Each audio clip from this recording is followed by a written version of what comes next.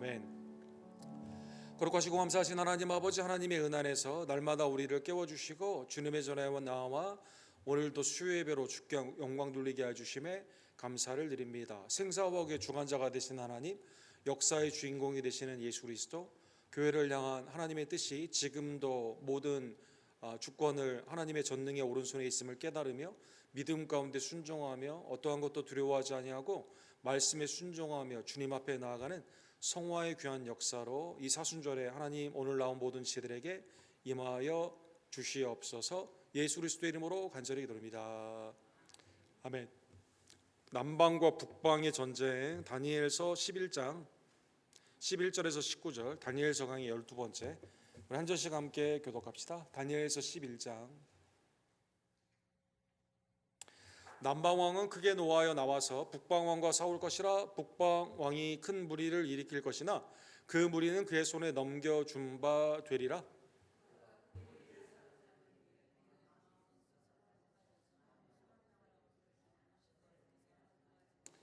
북방왕은 돌아가서 다시 군대를 전보다 많이 준비하였다가 몇 해 후에 대군과 많은 물건을 거느리고 오리라.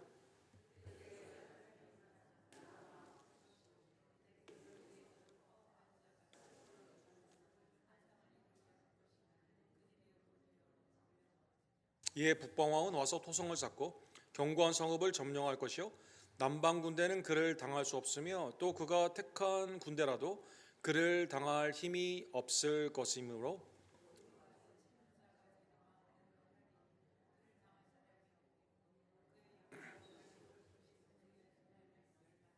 그가 결심하고 전국의 힘을 다하여 이르렀다가 그와 화친할 것이요 또 여자의 딸을 그에게 주어 그의 나라를 망하게 하려 할 것이나 이루지 못하리니 그에게 무익하리라.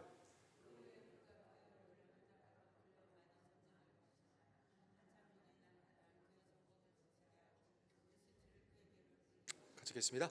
그가 드디어 그의 얼굴을 돌려 자기 땅 산성들로 향할 것이나 거쳐 넘어지고 다시는 보이지 아니하리라. 아멘. 남방과 북방의 그 구약과 신약의 중간기에 있었던 하나의 사건을 다니엘을 통한 하나님의 예언의 말씀으로 함께 상고하기를 원합니다. 이 프랑스 북부지방에 가면 보베라는 지역이 있습니다. 거기에 성당을 짓게 되는데 1225년에 성당을 짓게 되죠. 당시에 여러 성당들이 있었는데 그 밀라노 성당이 있었고 그 다음에 쾰른 성당이 있었고 그 다음에 프랑스의 그 유명한 파리에 있었던 성당 이름이 생각이 안 나네요. 그 성당이 안에 있었습니다. 다 성당이 굉장히 높았는데 이 보베라는 성당에서 당시의 주교가 우리가 제일 높은 천장이 제일 높은 이 탑이 제일 높은 그 예배당을 지어야겠다. 바르세유는 궁정이고 성당 이름이 자꾸 생각. 이번에 불탔던 성당 있죠. 거기 성당 아니까 그런 성당처럼 굉장히 높이 짓기를 원해가지고 제일 높이 지어라고 해서 40m 정도 되는 이 천장을 짓기 위해서 공사를 시작하게 됩니다. 왼쪽이 조감도인데 이런 식으로 이렇게 중간에 이렇게 올렸다가 위로 쭉 올라가는 첨탑의 형태로 되어 있죠. 그런데 실제로 지금도 이게 다 지어지지 않았는데 오른쪽에 지금 이 상태로 이렇게 되어 있습니다. 처음에 지었을 때는 가장 높은 고디 경식으로 짓기를 원했는데 이 주교의 교만과 당시의 성도들의 교만 가운데 그런데 당시의 기술력이 40m 위로 올라갈 수 있는 기술력이 없었다고 합니다. 그래서 짓다가 두 번 무너지게 됩니다. 두 번 무너지게 되면서 이 위에 있는 첨탑을 더 이상 올릴 수 있는 기술이 되지 않기 때문에 오른쪽에 보게 되면 짓담한 형태로 지금도 이렇게 되어 있는데 이 각각의 기둥 사이에 지금도 보기 싫은 철근하고 이 줄들을 통해서 이 압력을 통해서 이 교회가 지금 지탱하고 있다고 합니다. 그래서 당시에 기술의 한계도 생각하지 않고 다른 성당보다 노틀담 당시에 노틀담보다 높게 짓기를 원해가지고 이런 형태가 나타났기 때문에 이게 지금 이런 중간의 형태로 이렇게 되게 된 거죠. 그래서 허영 이 성당의 제목이 인간의 허영과 교만의 미완성이다라는 별명을 가지고 있습니다. 짓긴 지었는데 너무 이게 높이 질려도 하다가 중간에 두 번 무너져가지고 나중에 이 사진을 자세히 보시면 기둥과 기둥 사이가 다 이상한 철근으로 이렇게 쭉 둘러져 있습니다. 그래서 이게 교회 안에서도 인간이 교만하게 되면 이 하나님이 바벨탑을 지을 때 그 이유가 뭐였습니까? 인간이 자기의 영광을 드러내려고 했잖아요. 하나님이 그걸 무너뜨리는데 하나님은 교만한 자를 물리치시고 겸손한 자를 들어 쓰시는데 이 대표적인 건축물의 하나의 형태로 우리에게 교훈이 되고 있습니다.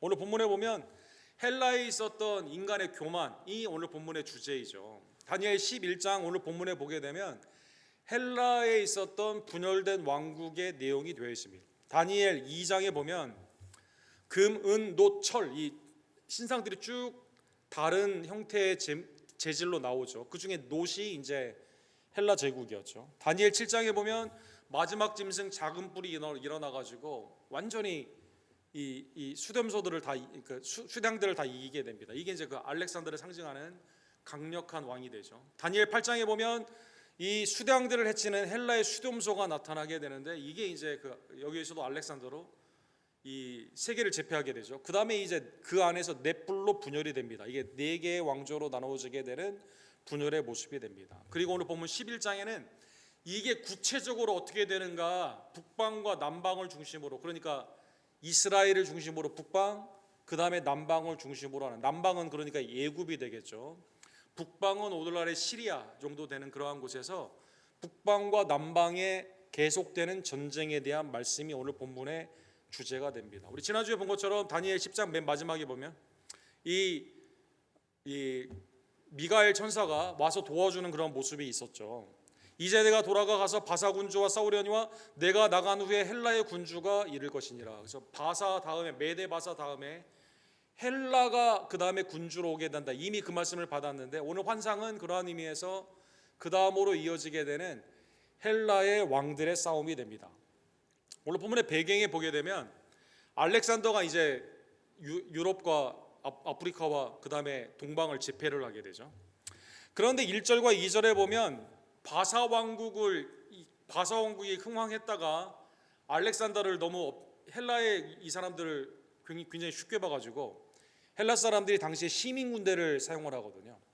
이 페르시아의 당시의 사람들은 용병들이었고 이 그리스 사람들은 시민이었는데 헬레니즘의 가장 기초가 되는 게 이제 민주주의, 오늘날 민주주의의 기초가 아닙니까? 이 알렉산더가 워낙 전쟁도 잘할 뿐만 아니라 시민의식 가운데 이 사람들은 자기 나라를 위해서 싸우는 거고 당시에 메데 바사는 돈을 가지고 사람들을 써가지고 싸우게 되는데 그러니까 당연히 시민들이 이기게 되겠죠. 왜?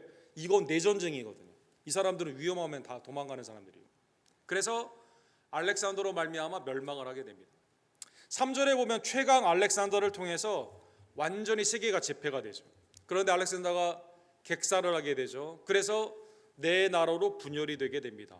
그 중에서 특별히 남유다에 관련되어 있는 나라가 어디입니까? 애굽을 당시에 통치하던 헬라의 한 왕조였던 남방제국, 오늘 본문에서는 그 다음에 시리아를 중심으로 하는 안티오쿠스라고 불리우는 시리아에 있는 왕조가 대립을 이렇게 하게 되는 것이죠. 그러니까 유다가 가운데 껴가지고 북쪽에서 서들어오면 전쟁터가 되게 되고 남쪽에서 올라오게 되면 전쟁터가 되게 되면서 남방과 북방의 연속적인 그러한 전쟁에 휘말리게 됩니다. 그 말씀이 11장 오늘 본문 9절과 10절에 보면 이렇게 나와 있습니다. 북방왕이 남방왕의 왕국으로 쳐들어갈 것이나 자기 본국으로 물러가리라. 그러나 그의 아들들이 전쟁을 준비하고 그래서 북쪽에서 쳐들어왔는데 남방을 이기지 못해요. 남방이 이겼어요. 그러니까 이 아버지가 패하게 되니까 그 아들들이 또 무슨 무협지처럼 복수를 하기 위해서 또 군대를 일으키게 됩니다. 그러면 또 전쟁을 하게 됩니다. 또 진편이 있어요. 그러면 또 그 아들들이 전쟁을 이렇게 하게 된다는 것입니다. 헬라의 제국에 알렉산더 이후에 4개의 제국이 이렇게 있죠. 지도를 보시면 북방에 오늘 북방 왕국이라고 불리우는 것은 셀루쿠스, 우리 가장 넓은 땅이죠. 오늘날의 터키의 오른쪽과 소위 말하는 이락 지역을 가지고 있는 그러한 곳입니다.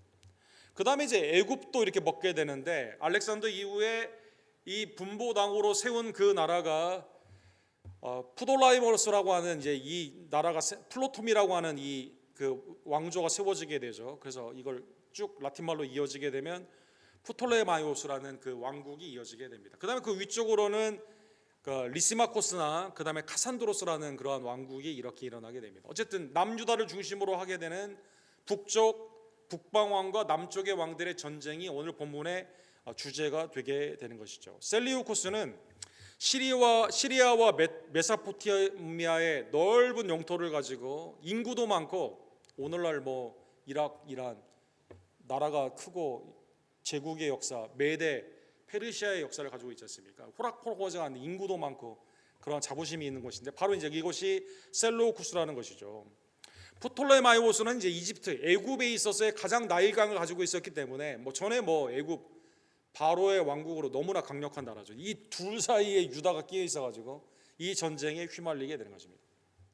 첫 번째로 이 북방의 왕이 내려오게 되면서 남방과 전쟁을 하게 됩니다. 이때 11절에 보면 남방왕은 크게 노하여 나와서 북방왕과 싸울 것이라. 북방왕이 큰 무리를 일으킬 것이나 그 무리는 그의 손에 넘겨준 바 되리라. 이게 217년에 있었던 라피아라는 전투에서 있었던 남방의 승리를 예언하고 있습니다. 그러니까 원래 본문에 나오는 다니엘은 아마 BC 500년 전후 아닙니까? 그러니까 이 일이 있기 300년 전에 하나님이 구체적으로 그러니까 환상으로 보여주는 그것도 정확하지만 남방과 북방에 있었던 특별히 신약과 구약 사이에 있는 가장 중요한 중간기에 왜 한우카 수전절이 생기게 되고 왜 성전에 멸망한 가증한 일이 생기게 되고 그 다음에 이때 경건파인 바리새인이 왜 생기게 되고 예수님이 오셨을 때는 왜 이렇게 남유다가 여러 계파 가운데 어지러웠는가 이 중간기에 있었던 사건을 알려주기 위해서 당시의 국제 정세에 관한 이 전쟁에 관한 말씀을 하여 주시게 되는 것이죠. 그래서 이 전쟁이 소위 말하는 코끼리 전투라고 하죠. 이 남방에 있는 코끼리 이 코끼리 이 전차가 아니라 뭐라고 해야 되나? 코끼리를 타고 있는 이 부대가 동원이 돼가지고 여기에서 북방왕을 일으키게 됩니다. 그런데 전쟁에 이긴 이 그 남방왕이 오늘 보면 12절에 보니까 이기니까 너무 좋아요. 그러니까 이제 북방을 쳐들어가서 다 먹을 수 있다는 생각을 하게 되는 거거든요. 그래서 12절에 보면 그가 큰 무리를 사로잡은 후에 그의 마음이 스스로 높아져서 마음이 교만한 거죠. 전쟁에 한번 승리했기 때문에 이제 우리가 다 먹어야겠다. 수만 명을 엎드릴 것이나 그의 세력은 더하지 못할 것이니라. 그래서 프톨레마이오스라는 이 4세인데 이 사람이 이제 승리한 후에 교만하게 됩니다. 그래서 막대한 전쟁의 그 전리품 그 다음에 배상금을 받아가지고요 이걸 가지고 흥청망청 그냥 이걸 다 그냥 그 방탕한 것에 다 쓰게 되는 거죠. 자기의 궁정을 짓고 그 다음에 방탕한 삶을 살고 사치 가운데 있게 되면서 교만 가운데 국세가 약해지게 됩니다. 이러한 틈을 타가지고 북방에 있는 왕이 당시에 안티오쿠스 3세인데 이 사람이 전어를 받아뒀습니다. 우리 아버지는 패했지만 내가 다시 한번 많은 군대를 일으켜서 데려오리라. 자, 여러분 이게 지금 다 예언이에요. 예언. 역사로 어떻게 이루어지는가 제가 설명하는 겁니다. 그래서 남쪽의 남방의 왕이 이 가운데 스스로 몰락을 하게 되면서 북쪽에 있는 왕이 전쟁에서 새로 승리를 하게 됩니다. 그래서 그 말씀이 13절에 나와 있습니다. 북방 왕은 돌아가서 다시 군대를 전보다 더 많이 준비했다가 몇 대 곧 몇 해 후에 대군과 많은 물건을 가지고 오리라. 이게 이제 200년에 있었던 파니움이라는 그 전투입니다. 이게 놀랍게도 근데 어디예요? 유다 땅, 특별히 가자와 관련되어 있는 그 지역에서 전투를 하게 되는 것이죠. 그래서 15절에 보면 이에 북방왕은 와서 토성을 쌓고 견고한 성읍을 점령할 것이요 남방 군대는 그를 당할 수 없었으며 또 그가 택한 군대라도 그를 당할 힘이 없었으므로 그래서 완전히 여기에서 승리를 하게 됩니다. 승리를 한 안티오쿠스 3세가 완전히 악행을 이 가운데 자기 마음대로 독재로 하게 됩니다. 16절에 보면 오직 와서 치는 자가 자기 마음대로 행하리니 그를 당할 사람이 없고 그는 영원로운 땅에 설 것이요 그의 손에는 멸망이 있으리라. 그래서 이때 막 성전을 모욕하고 그 가운데 유대인들을 학살을 하고 그 다음에 예굽에 있는 사람들을 압박을 계속 이렇게 하게 되는 것이죠. 그러니까 처음에는 어디가 이겼다고요? 남방이 이겼는데 교만으로 북방왕이 새로 일어나게 되면서 전열을 가다듬었던 새 북방왕이 와서 이 가운데 남방을 압박하게 되면서 피해는 누가 입었어요? 중간에 껴있던 중간기에 있었던 신약과 구약 사이에 있었던 유대인들, 하나님의 백성들이 거기에서 수많이 학살을 당하게 되는 것이죠. 남방을 쭉 압박을 하게 됩니다. 그러니까 파나움이라는 곳에서 이겨가지고 남방으로 가서 쭉 압박을 하게 되는데 이 남방의 왕이 쉽게 물러가지 않습니다. 그러니까 이제 북방의 이 왕이 안티오코스 3세가 무슨 생각을 하냐면 그러면 내가 좀 머리를 좀 써야겠다. 그래서 자기의 딸을 그 가운데 이 왕에게 주게 됩니다. 이게 이제 그 안티오코스 3세가 계략을 한 거죠. 그게 17절에 그 말씀이 나와 있습니다. 그가 결심하고 전국의 힘을 다하여 이르렀다가 그와 화친할 것이요. 이게 쉽게 애굽이 무너지지가 않거든요. 그래서 화친을 하게 되는데 분보당으로 세워가지고 내가 마음대로 조절하기 위해서 딸을 주게 됩니다. 그래서 그게 그와 화친할 것이요. 자, 이건 예언인데 실제로 이렇게 되기 때문에 제가 지금 봉헌하면서 말씀드리는 겁니다. 그와 화친할 것이요. 또 여자의 딸을 그에게 주어 그의 나라를 망하게 하려 할 것이나. 그러니까 딸을 통해서 딸은 아버지의 말을 보통 잘 듣잖아요. 그래서 딸을 보내게 됩니다. 그 딸의 이름이 뭘까요? 그 딸의 이름이 크레오파트라입니다. 크레오파트라 1세가 이제 여기 나오는 거예요. 로마 시대에 그 안토니우스나 이런 사람들을 미혹했던 그 크레오파트라 7세고 여기가 크레오파트라의 시작입니다. 그래서 시리아 셀루쿠스에서 왔기 때문에 이 크레오파트라의 별명이 크레오파트라 시라라는 그런 별명이 있습니다. 오른쪽에 보면 지금도 벽화가 남겨져 있습니다. 이렇게 생겼습니다. 미인일까요? 아닐까요? 그 다음에 실제 흉상도 나와 있죠. 이게 실제로 나와 있습니다. 누가 또 이렇게 코를 또 가져가가지고 어쨌든 그래서 딸을 주게 됩니다. 그런데 오늘 본문 17절 하반부에 보면 이루지 못하리니 그에게 무익하리. 딸까지 줬는데 그럼 딸을 줘서 이제 내 사위니까 이 녀석이 이제 내가 일단 전투에도 이겼고 파나마 전투에서도 이겼고 내가 이 딸까지 줬기 때문에 내 마음대로 할 거라고 생각했는데 이 문제는 어디 있어요? 쉽게 변하는 여자의 마음이 있는 거죠. 여자의 마음이. 그래서 이 크레오파트라 1세가 잘 됐다. 이번 기회에 아빠에서 독립을 하고 나는 남편의 편을 들어야겠다라고 생각하면서 오히려 남편을 도와가지고 말을 안 듣는 겁니다. 여러분, 딸 두신 분들 아빠 말 안 듣거든요. 딸이 여러분. 예? 아빠 마음대로 될 것 같지만 그게 안 되는 겁니다. 여러분. 곤모술수로 이 세상을 제패하려고 하지만 오늘날 그렇죠. 세계 역사를 보게 되면 그래서 어떻게 합니까? 정략 결혼이라고 하죠. 솔로몬도 그렇게 했죠. 애굽의 첫 번째 부인 어떻게 했습니까? 애굽의 여자를 데려오잖아요. 솔로몬도. 그 다음에 오늘날 전략에 있어서 가문과 가문, 그렇죠? 어느 정도 규모가 있으면 가문끼리 돼가지고 서로 이 가운데 뭔가 수준이 맞는 사람끼리 이 가운데 나아가기를 원하는, 그렇죠? 근데 이게 인간의 역사가 내 마음, 내가 권모수술을 쓰고 내가 이렇게 하면 이렇게 될까라는 생각 가운데 아무리 머리를 써도 하나님의 역사는 그렇게 되지 않습니다. 그래서 오늘 이 크레오파트라 1세가 이 시리아에 온 이 1세가 남편의 편을 들면서 남방 왕국이 오히려 북방 왕국의 지배에서 벗어나게 됩니다. 그러니까 이제 어떻게 될까요? 그러니까 이제 이 그 셀루코스 왕조에 있었던 이 안티오쿠스 이 왕이 생각을 하는 거죠. 그러면 내가 바닷가 쪽으로 나가가지고 이제 남쪽을 쭉 밀었는데 안 되니까 그러면 지중해로 나가가지고 한번 전쟁에 나가겠다라고 생각을 하게 되는 것이죠. 그래서 18절과 19절에 그 말씀이 나와 있습니다. 그 후에 그가 그의 얼굴을 바닷가로 돌려 많이 점령할 것이나 쉽게 점령을 하는 거예요. 예를 들어서 크리트라는 섬이 있죠. 그레데라는 섬이 있죠. 성경에도 나오는 쉽게 점령을 합니다. 그러니까 보니까 이게 장화처럼 생긴 나라가 있거든요. 어느 나라죠? 로마가 있습니다. 이것도 내가 먹을 것 같습니다. 그래서 로마를 향해 쭉 나아가게 됩니다. 그런데 로마에 한 장군이 나타납니다. 그때는 로마가 융성한 나라가 아니었거든요. 힘센 나라가 아니었거든요. 한 장군이 나타나 그의 정복을 그치게 하고 그 수치를 그에게로 돌릴 것이며 이 장군이 배들을 동원해 가지고 전쟁에 나가서 배들을 격파하고 그 다음에 전투에서도 승리를 하게 됩니다. 그래서 전쟁에 패해가지고 오게 되죠. 그래서 그가 드디어 그 얼굴을 돌려 자기 땅 산성들로 향할 것이나 거쳐 넘어지고 다시는 보이지 아니하리라. 그래서 로마에 패배를 해가지고 돌아오게 되는데 BC 187년도에 암살을 당하게 됩니다.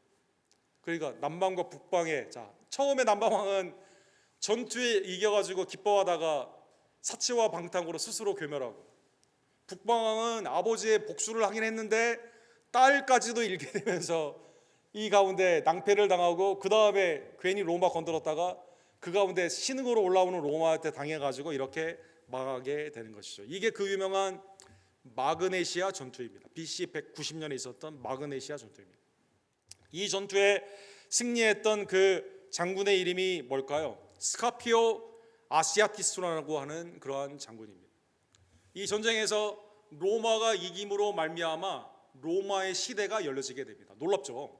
여러분, 사랑하는 여러분, 헬라가 지게 되고 로마가 완전히 떠오르게 되는 이 유명한 전투에, 마그네시아 전투에서 이 가운데 하나님께서 이제 로마를 이제 들어서시게 되게 되는 것이죠.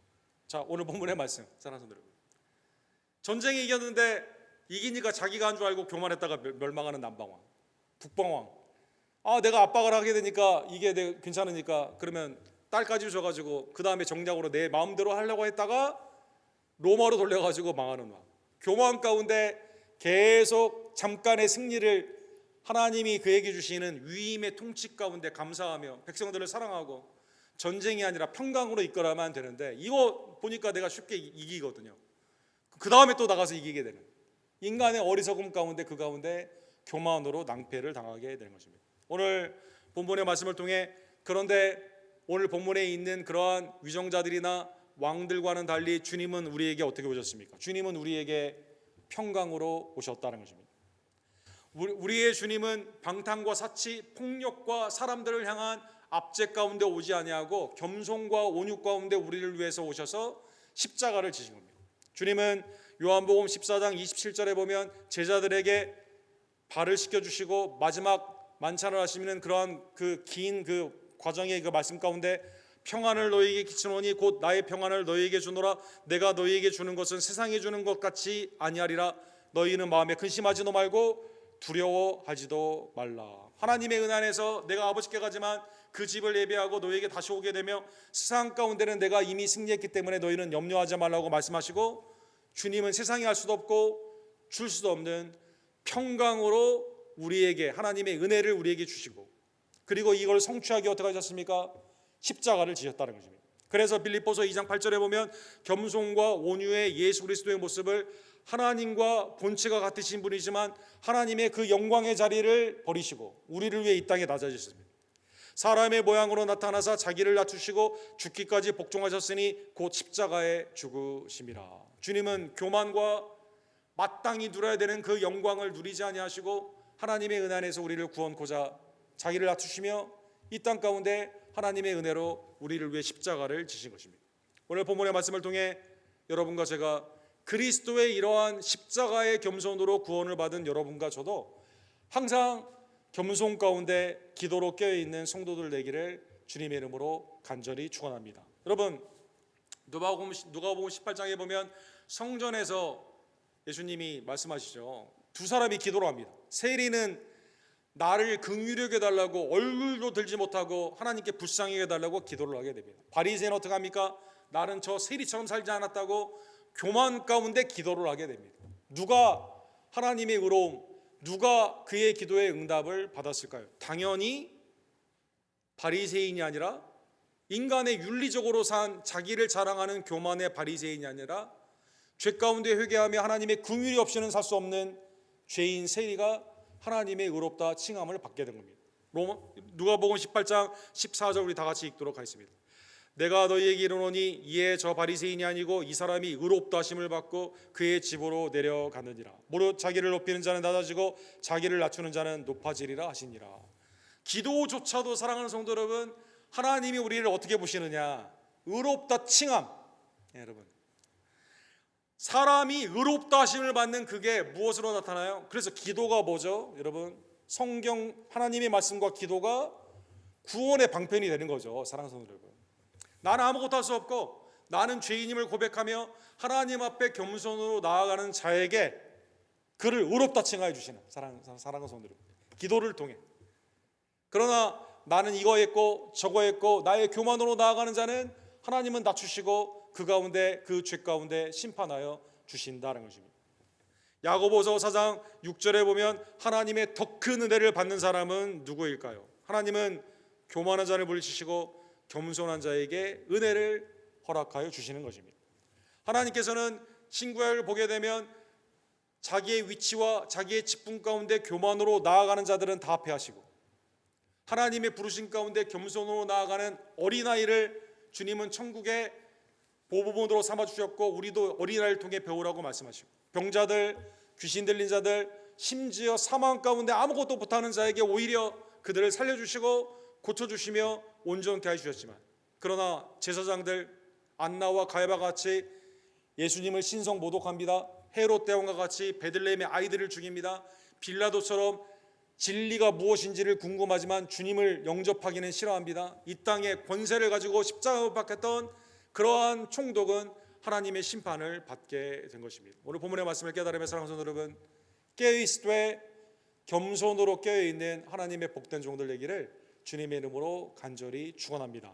두 번째로 오늘 본문에 보면 남방과 북방 로마, 그 다음에 지금도 온 제국이 일어나기도 하고 무너지기도 하는, 그렇죠, 라이즈하기도 하고 폴하기도 하는 이 주권 가운데, 그런데 여러분과 저는 이 땅에 나라로 우리를 부르지 아니하시고 하나님은 어떠한 나라로 부르셨습니까? 영원히 흔들리지 않는 견고한 하나님의 나라, 주님의 나라로 불러주신 하나님 앞에 감사하며 그 나라 안에서 견고히 서가는 하나님의 복된 종들 되기를 주님의 이름으로 간절히 축원합니다. 히브리서 12장 28절에 보면 하나님은 소멸하는 불이십니다. 그런데 그 하나님은 여러분과 저를 어디에 초대하셨습니까? 아들을 통해 하나님의 나라의 자녀로 삼아주셨습니다. 백성으로 삼아주셨습니다. 그러므로 우리가 흔들리지 않는 나라를 받았은즉 은혜를 받자 이로 말미암아 경건함과 두려움으로 하나님을 기쁘시게 섬길지니. 여러분과 제가 받은 그 나라는 경제적으로 흔들리거나 전쟁이나 이런 걸로 흔들리거나 사회 불안으로 흔들리거나 그런 나라가 아닙니다. 그리스도를 통해 우리에게 주신 하나님의 나라는 영원히 흔들리지 않는 하나님의 나라임을 다시 한번 깨달으며, 그런데 이 놀라운 나라의 시민권을 그리스도를 통해 우리에게 허락하여 주시고 지금도 그 나라의 백성됨을 기뻐하시며 그 나라를 증거케 하시는 하나님의 그 은혜를 기억하며 경건함과 두려움으로 기쁨과 감사함으로 이 하나님의 나라의 왕 되신 하나님을 섬기는 주의 종들 되기를 주님의 이름으로 간절히 축원합니다. 마지막으로 28장 마태복음 20절에 보면 너희는 가서 모든 족속으로 제자를 삼아 아버지와 아들과 성령의 이름으로 세례를 주고 내가 너희에게 분부한 모든 것을 가르쳐 지키게 하라. 주님이 말씀하셨습니다. 그리고 하늘과 땅에 있는 모든 권세를 가지신 예수님이 우리에게 무엇을 약속하여 주셨습니까? 거기 하이라이트 되어 있는 볼지어다, 우리 다 같이 읽도록하겠습니다. 볼지어다 내가 세상 끝날까지 너희와 항상 함께 있으리라 하시니라. 하나님의 은혜 안에서 우리가 흔들리지 않도록 견고한 하나님의 나라 가운데 섬기며 기쁨 가운데 나아갈 수 있도록 우리 가운데 누가 계십니까? 오늘도 말씀 가운데, 기도 가운데, 교회에 두세 사람이 모인 것 가운데 주님이 우리와 함께 계심을 다시 한번 깨달으며 주님의 임재 안에서 영원히 흔들리지 않는 하나님의 나라의 그 은혜를 십자가를 통해 받은 여러분과 저는 주님처럼 주님을 닮아가며 겸손과 온유 가운데, 그렇죠, 그 보배 성당처럼 40m 지으려다가 20m밖에 못 올리고 온갖 왕들 자기의 권세가 잠깐 있는 그것을 착각을 해서 영원히 있는 것처럼 전쟁을 일으키고 사람들을 학대하고, 그렇죠, 주님의 겸손의 십자가로 구원받은 여러분과 저는 영원한 하나님의 나라의 백성이 되었음을 기뻐하며 겸손 가운데 깨어있으며 흔들리지 않는 하나님의 나라의 백성이 되었음을 기뻐하고 이 나라 안에서 평강을 누리며 이 나라를 증거하는 하나님의 복된 종들 되기를 주님의 이름으로 간절히 축원합니다. 기도합시다. 사랑과 자비가 풍성하신 하나님 아버지, 오늘도 말씀을 통해 우리 안에 우리가 조금만 삶의 여유가 있고 무엇을 가진 것인 양 착각을 할 때, 선줄로 착각을 하게 되었을 때 넘어지는 교만한 인생임을 말씀 가운데 깨닫게 해주심에 진심으로 감사를 드립니다. 세계의 모든 제국은 일어나기도 하고 넘어지기도 하며 멸망하기도 하는 모든 것이 생사화복의 주관자가 되시는 하나님의 주권의 역사 가운데 있음을 다시 한번 깨닫게 해주심에 진심으로 감사를 드립니다. 그런데 우리를 하나님의 영원한 흔들리지 않는 그 나라의 백성으로 삼기 위해 겸손과 온유의 예수 그리스도를 우리에게 허락하여 주시고 그의 십자가로 말미암아 세상의 모든 통치자들을 승리케 하시며 믿음 안에서 우리를 하나님의 은혜의 나라의 백성으로 삼아 주심에 진심으로 감사를 드립니다. 영원히 흔들리지 않는 하나님의 나라를 받았기에 기쁨과 감사함으로 경건함으로 주님을 섬기기를 간절히 원합니다. 세상 끝날까지 함께 하시는 그리스도의 임재 앞에 기뻐하며 어떠한 것도 두려워하지 아니하고 겸손과 온유로 주님의 나라와 영광을 위해 주님의 몸된 교회를 위해 기쁨과 감사함으로 헌신하며 나아가는 하나님의 아름다운 백성들 될 수 있도록 오늘 수요일에 나온 모든 백성들을 주님 축복하여 주시옵소서. 예수 그리스도의 이름으로 간절히 기도드립니다.